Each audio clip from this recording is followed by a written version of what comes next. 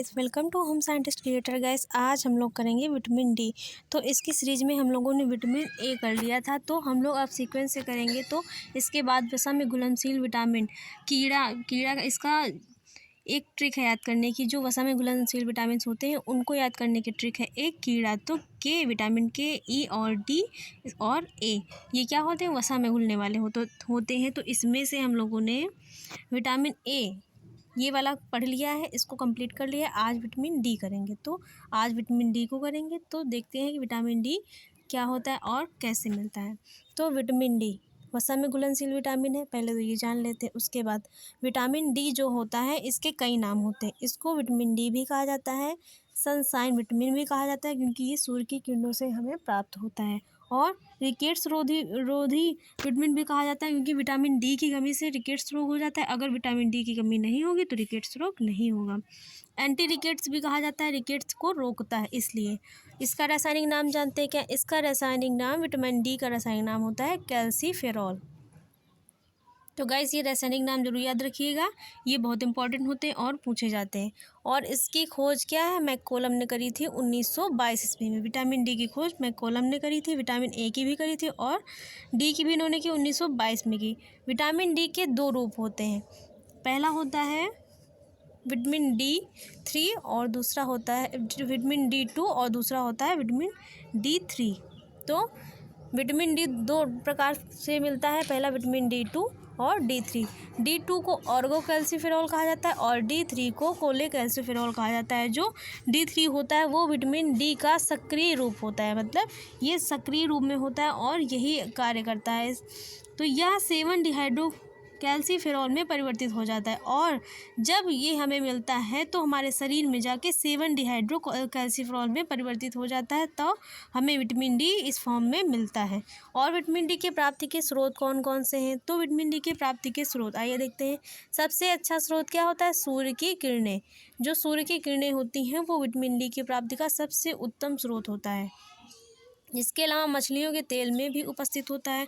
और गैस अगर हमारे शरीर में विटामिन डी की कमी होती है तो उसके साथ हमेशा कैल्शियम की कमी हो जाती है और फॉस्फोरस की कमी हो जाती है। तीनों हमेशा साथ साथ चलते हैं, इसलिए विटामिन डी, कैल्शियम और फॉस्फोरस को बेस्ट फ्रेंड कहा गया है। तीनों एक दूसरे के बेस्ट फ्रेंड है। अगर हमारे शरीर में एक की कमी होगी, अगर कैल्शियम की कमी होगी तो साथ में फॉस्फोरस और विटामिन डी की भी कमी हो जाती है। तो तीनों हमेशा साथ साथ चलते हैं। अगर एक की कमी है तो तीनों की कमी हो जाती है। तो विटामिन डी, कैल्शियम और फॉस्फोरस तीनों बेस्ट फ्रेंड है, हमेशा साथ साथ चलते हैं।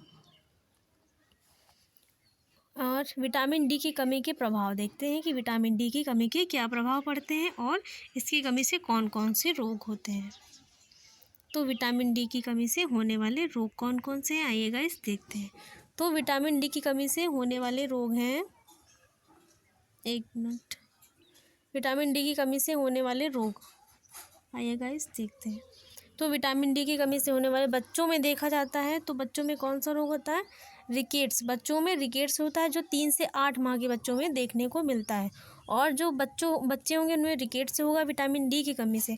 और जो वयस्क होते हैं उनमें ऑस्टियोमैलेशिया देखने को मिलता है। और जो वृद्ध होते हैं उसमें विटामिन डी की कमी से ऑस्टियोपोरोसिस देखने को मिलता है। और ऑस्टियोपोरोसिस में जो हड्डियाँ होती हैं उनमें छेद हो जाते हैं। पोरोसिस का मतलब होता है पोर्स हो जाते हैं, इसलिए इसको ऑस्टियोपोरोसिस कहा गया है, हड्डियों में छेद हो जाते हैं। तो वृद्धों में ऑस्टियोपोरोसिस, वयस्कों में ऑस्टियोमैलेशिया और बच्चों में विटामिन डी की कमी से रिकेट्स हो जाता है, वो भी 3 से 8 माह के बच्चों में देखने को मिलता है। इसके साथ पाँवों का मुड़ जाना, जो छोटे बच्चे होते हैं अगर उनके शरीर में विटामिन डी, कैल्शियम और फास्फोरस की कमी हो जाती है तो उनकी, क्योंकि हड्डियाँ जो होती हैं वो कैल्शियम फास्फोरस की बनी होती है और उनकी मजबूती के लिए विटामिन डी भी चाहिए।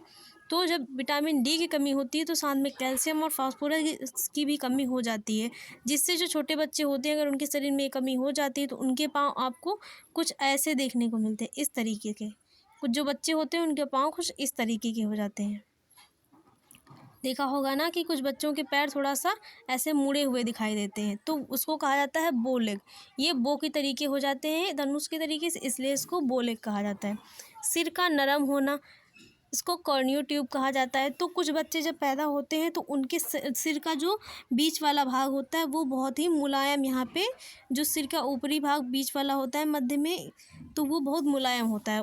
तो ये विटामिन डी की कमी से होता है, इसको कॉर्नियो ट्यूब कहा जाता है। इसके साथ ही रिकेट्स रोज़री देखने को मिलता है विटामिन डी की कमी से, जिसमें पसलियों में मोती जैसे उभार देखने को मिलते हैं। जो गैस जो पसलियाँ होती हैं, जो व्यक्ति की पसलियाँ होती हैं उसमें क्या होता है, उसमें उभार देखने को मिलते हैं। जो इस तरीके की पसलियाँ होती हैं उसमें कुछ मोती जैसे उभार देखने को ऐसे ऐसे मिलते हैं, उसको कहा जाता है रिकेट्स रोज़री। इसके साथ विटामिन डी कि लंबे समय तक रिकेट्स का उपचार ना हो तो उसके बाद क्या हो जाता है, टिटैनी हो जाता है। जो टिटैनी होता है वो लंबे समय तक जो रिकेट्स है यही अपना भयंकर रूप ले लेता है और टिटैनी में बदल जाता है। साथ में calcium plus phosphorus plus vitamin D की कमी से वृद्धों में नौकनी देखने को मिलता है। नौकनी का मतलब होता है, एक मिनट, नौकनी का मतलब होता है गाइस उनकी जो हड्डियां होती हैं उसमें से क्या होता है, आवाज़, खट खट की आवाज़ आने लगती है, उसको नौकनी कहा जाता है। जो वृद्ध लोग होते हैं उसमें कैल्शियम फास्फोरस विटामिन डी की कमी से नौकनी देखने को मिलता है। जो वृद्ध लोग हो जाते हैं उनकी हड्डियों से क्या होती है, जब आवाज़ आने लगती है थोड़ा सा मोड़ने पर और चलने पर, जो उनकी हड्डियों से थोड़ा सा खटखट की आवाज़ आती है तो उसको नौकनी कहा जाता है। और ये कैल्शियम फास्फोरस और विटामिन डी की कमी से वृद्धों में देखने को मिलता है। साथ ही दांतों का सड़ना, क्योंकि दांत भी कैल्शियम फास्फोरस के बने होते हैं और अगर विटामिन डी की कमी होती है तो दांतों में सड़न होने लगती है। तो गाइस आप लोगों को क्लास अच्छी कैसी लगी? अगर क्लास अच्छी लगी हो तो वीडियो को लाइक शेयर और चैनल को सब्सक्राइब करना मत भूलिएगा। इसी के साथ नेक्स्ट क्लास में हम लोग मिलेंगे, इसके आगे का विटामिन कवर करेंगे। तो अगर आप लोगों को क्लास अच्छी लगी हो तो हमारे चैनल के साथ जुड़े रहिए और इसी तरीके से अच्छे अच्छे टॉपिक आप लोगों को पढ़ने को मिलते रहेंगे। तो गाइस मिलते हैं नई क्लास में। Thanks for watching guys.